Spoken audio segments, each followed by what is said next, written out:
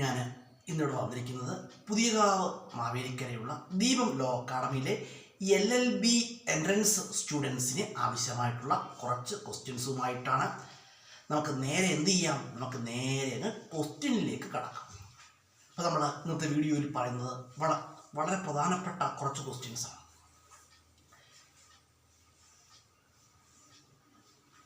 Article 110 മണി ബില്ലിനെ കുറിച്ച് പരാമർശിക്കുന്നു. ആർട്ടിക്കിൾ 110 മണി ബില്ലിനെ കുറിച്ച് പരാമർശിക്കുന്നു. Article 110 deals with money bill. Article 110 deals with money bill. അതുപോലെ തന്നെ ആർട്ടിക്കിൾ 112 ബഡ്ജറ്റിനെ കുറിച്ച് പരാമർശിക്കുന്നു. ആർട്ടിക്കിൾ 112 ബഡ്ജറ്റിനെ കുറിച്ച് പരാമർശിക്കുന്നു. Article 112 deals with budget. Article 112 deals with budget. അതുപോലെ തന്നെ ആർട്ടിക്കിൾ 315 പബ്ലിക് സർവീസ് കമ്മീഷനെ കുറിച്ച് പരാമർശിക്കുന്നു. ആർട്ടിക്കിൾ 315 പബ്ലിക് സർവീസ് കമ്മീഷനെ കുറിച്ച് പരാമർശിക്കുന്നു. Article 315 deals with public service commission. Article 315 deals with public service commission. അതുപോലെ തന്നെ ആർട്ടിക്കിൾ 280 ധനകാര്യ കമ്മീഷനെ കുറിച്ച് പരാമർശിക്കുന്നു. Article 280 deals with finance commission. Finance commission. അതുപോലെ തന്നെ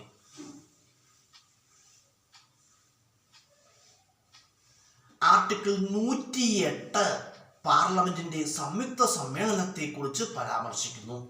article 108 deals with the joint sitting of Indian parliament. Joint sitting of Indian parliament. അതുപോലെ തന്നെ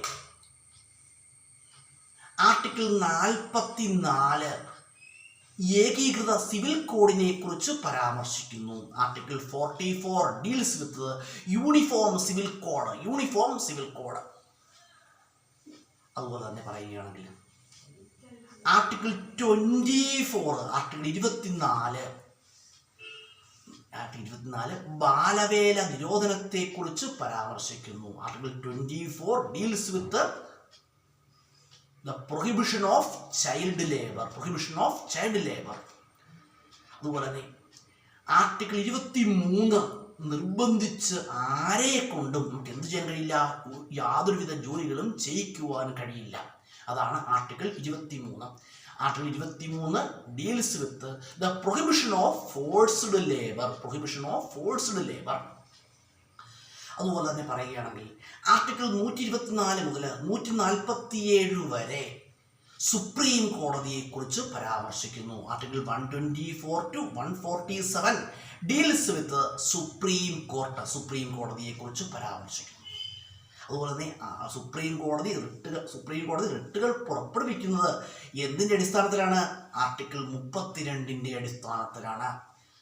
supreme court producing writ on the basis of article 32. Article 32 അടിസ്ഥാനത്തിലാണ് supreme കോടതി റിട്ടുകൾ പുറപ്പെടുവിക്കുന്നത്.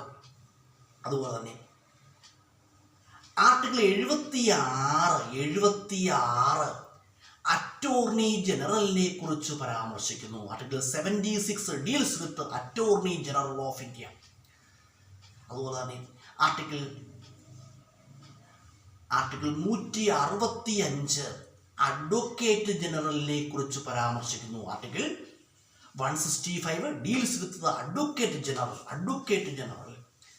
Article 164 മുഖ്യമന്ത്രിയെ കുറിച്ച് പരാമർശിക്കുന്നു. ആർട്ടിക്കിൾ 164 മുഖ്യമന്ത്രിയെ കുറിച്ച് പരാമർശിക്കുന്നു. Article 164 deals with chief minister of each States.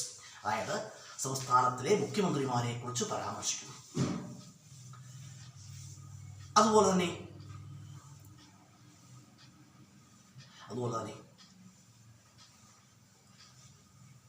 Article 123 പ്രകാരമാണ് രാഷ്ട്രപതി ഓർഡിനൻസ് പുറപ്പെടുവിക്കുന്നത്.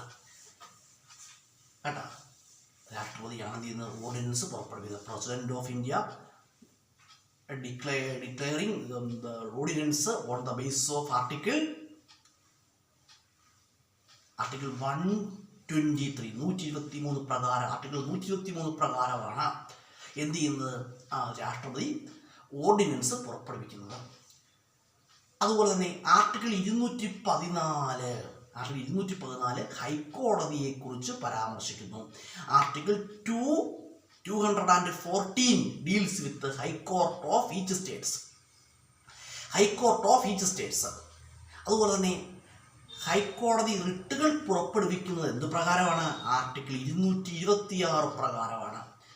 High court producing writ on the base of article 226. Article 226 പ്രകാരമാണ് ഹൈക്കോടതി റിട്ടുകൾ പുറപ്പെടുവിക്കുന്നത്.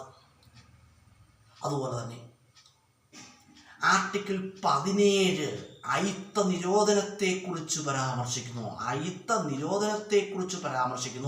Article 17. Article 17 deals with the prohibition of untouchability. Article 17 പ്രകാരം എന്ത് ചെയ്യുന്നു?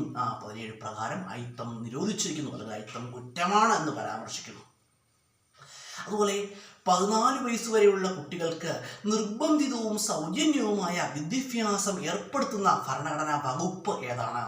ആർട്ടിക്കിൾ 21A ആണ്. ആർട്ടിക്കിൾ 21A കേട്ടോ.